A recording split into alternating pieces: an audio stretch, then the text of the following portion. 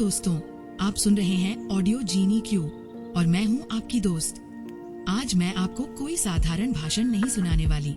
आज मैं आपको एक जिंदगी बदल देने वाली कहानी सुनाने वाली हूं। ये कहानी है एक ऐसे इंसान की जिसे कॉलेज से निकाल दिया गया, जिसने अपनी ही कंपनी से निकाले जाने का दर्द झेला, जिसे मौत ने बहुत करीब से छुआ और फिर भी उस इंसान ने दुनिया को सिखाया, stay hungry, stay foolish. Steve jobs ने 2005 में स्टैनफोर्ड यूनिवर्सिटी के कॉन्वोकेशन सेरेमनी में एक स्पीच दी, जिसमें उन्होंने अपने लाइफ की 3 ऐसी कहानियां बताई जो आपके लाइफ की सबसे बड़ी लर्निंग होगी। और सबसे बड़े मोटिवेशनल स्पीकर संदीप माहेश्वरी ने भी इस स्पीच को सुनने के लिए रेकमेंड किया है। जी हाँ दोस्तों, ये कहानी है स्टीव जॉब्स की। तो अपनी आंखें बंद कीजिए, दिल खोलिए और चलिए इस सफर पर। स्टीव जॉब अपनी शुरुआत एक अधूरे सपने से की। कहानी शुरू होती है एक छोटे से गैराज से, जहां एक युवा लड़का अपने दोस्त के साथ कुछ नया बनाने का सपना देख रहा था। उस लड़के का नाम था स्टीव जॉब्स। स्टीव कोई अमीर परिवार से नहीं था, उसे जन्म देते ही गोद दे दिया गया। हाँ दोस्तों, स्टीव जॉब्स एक अडॉप्टेड चाइल्ड थे, लेकिन शायद किस्मत पहले से जानती थी कि यह बच्चा दुनिया बदलने आया है। स्टीव कॉलेज पहुँचे, लेकिन ज्यादा दिन टिक नहीं पाए। पैसे नहीं थे, दिशा साफ नहीं थी और एक दिन उन्होंने कॉलेज छोड़ दिया। अब जरा सोचिए, आज अगर कोई आपसे कहे कॉलेज छोड़ दो, तो आप सोचेंगे समाज क्या कहेगा। लेकिन स्टीव जॉब्स ने वही किया जो उनका दिल कहता था। कॉलेज छोड़ने के बाद स्टीव के पास कोई प्लान नहीं था। वो जमीन पर सोते थे, दोस्तों के कमरे में रहते थे और खाने पीने के लिए मंदिरों में जाते थे।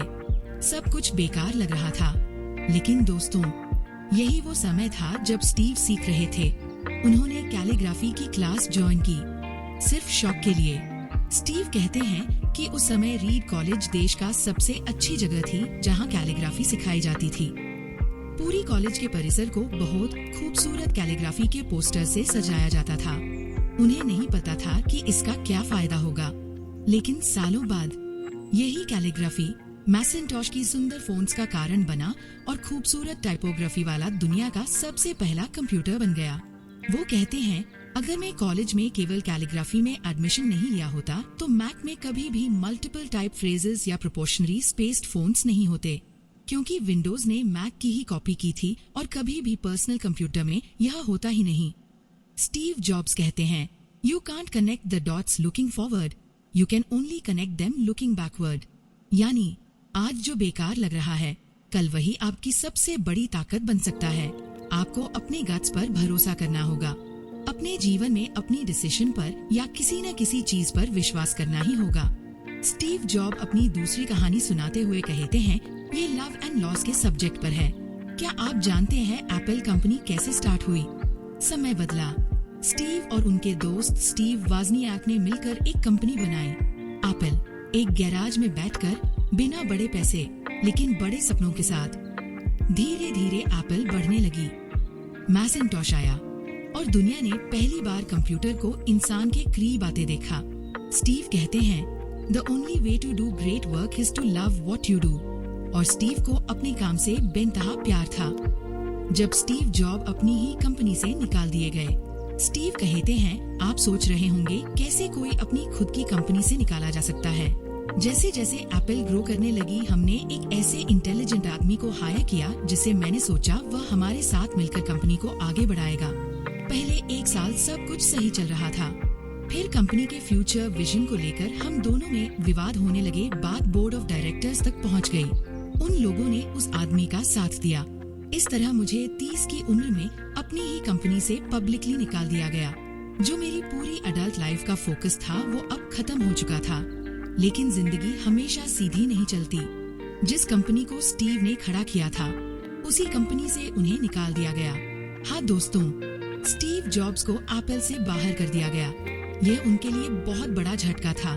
वो टूट चुके थे, शर्म, गुस्सा और डर सब एक साथ। लेकिन यहीं से कहानी पलटती है। स्टीव कहते हैं, sometimes life hits you in the head with brick, don't lose faith. असफलता से नया जन्म। एप्पल से निकलने के बाद स्टीव ने 2 नई चीजें शुरू की। पहला नेक्स्ट, दूसरा पिक्सा। पिक्सार ने दुनिया को टॉय स्टोरी दी और एनिमेशन की दुनिया बदल दी। इस समय पिक्सार वर्ल्ड का सबसे बड़ा सक्सेसफुल एनिमेशन स्टूडियो है। स्टीव कहते हैं, getting fired from Apple was the best thing that could have happened to me, क्योंकि अब वो फिर से बिगिनर बन गए थे और बिगिनर का मन सबसे क्रिएटिव होता है। तीसरी कहानी, मौत से सामना। जब मैं 17 साल का था, मैंने एक कोट पढ़ा था, leave each day like it's your last because one day you gonna be right. इस कोट ने मेरे दिमाग पर छाप छोड़ दी और तब से पिछले 33 वर्षों से मैंने हर सुबह उठकर मैंने अपने आप को एक शीशे में देखा है और अपने आप से एक सवाल किया है, अगर आज का दिन मेरी जिंदगी का आखिरी दिन होता तो क्या मैं वो करता जो मैं करने वाला हूँ। और जब भी लगातार जवाब नहीं होता तो मैं समझ जाता हूँ कि कुछ तो बदलने की जरूरत है। Something need to change. इस बात को याद रखना, मैं जल्द ही मर जाऊंगा, ये मुझे अपने जीवन के सबसे बड़े डिसीजन लेने में मददगार होता, क्योंकि जब एक बार मौत के बारे में सोचता हूँ, सारे एक्सपेक्टेशन, प्राउडनेस, अनसक्सेसफुल होने का डर सब गायब हो जाता है। बाकी वही रहता है जो रियलिटी में इम्पोर्टेंट है। इस बात को याद रखो, एक दिन मरना है, इससे आपका सारा डर निकल जाएगा। कुछ साल बाद स्टीव को पता चला उन्हें कैंसर है। अगले दिन स्कैन के बाद पता चला कि उनकी पैनक्रियाज में ट्यूमर है और उसका ट्रीटमेंट इम्पॉसिबल है। डॉक्टरों ने कहा, आपके पास कुछ ही महीने हैं। डॉक्टर्स ने कहा कि अपने बचे हुए दिन अपनी फैमिली के साथ बिताए। स्टीव कहते हैं, मैंने इस डायग्नोसिस के साथ पूरा दिन बिता दिया और शाम को मेरी बायोप्सी हुई और एंडोस्कोपी के जरिए ट्यूमर्स के कुछ सेल निकले गए। मैं तो बेहोश था, लेकिन मेरी पत्नी वहाँ मौजूद थी। उसने बताया कि जब डॉक्टर ने माइक्रोस्कोप से मेरे सेल्स को देखा तो वो रो पड़ा, क्योंकि मुझे एक बहुत रेयर टाइप पैनक्रियाटिक कैंसर था जो सर्जरी से ठीक हो सकता है और मेरी सर्जरी हुई। लकीली मैं अब ठीक हूँ। मौत को इतने पास मैं इससे पहले कभी भी नहीं पहुँचा। उम्मीद करता हूँ अगले कुछ सालों तक नहीं पहुँचूंगा। ये सब होने के बाद मैं ये कह सकता हूँ, मौत एक यूजफुल चीज है और प्योरली इंटेलेक्चुअल कॉन्सेप्ट है। मौत से कोई बच नहीं सकता, सबको एक दिन मरना ही है। स्टीव कहते हैं, remembering that I will be dead soon is the most important to life ever encounter to help me make big choices. मौत ने उन्हें सिखाया कि डर बेकार है, क्योंकि जब खोने को कुछ नहीं तो पाने की हिम्मत अपने आप आ जाती है। एप्पल में वापसी।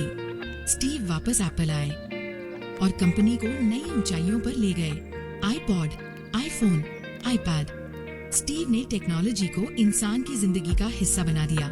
वो परफेक्शन में विश्वास रखते थे। छोटी से छोटी डिटेल मायने रखती थी।